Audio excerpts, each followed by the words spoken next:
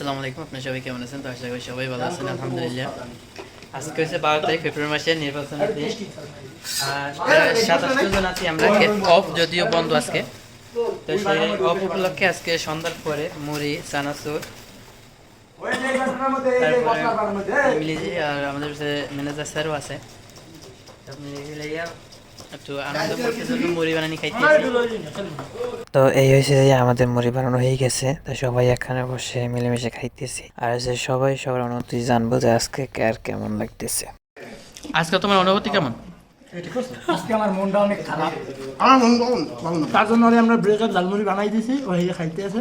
কারণ কালকে তোমার? অনেক কাপ ঝালমুড়ি।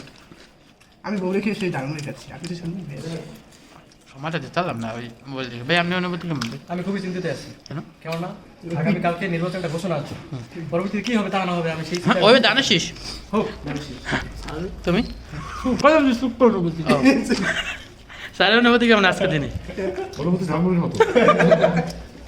একটা দেখি দেখবি হবে। আমার অনুভূতি মোটামুটি ভালো আজকে। ভালো আজকের দিন ভালো, এই মুহূর্তে ভালো লাগছে।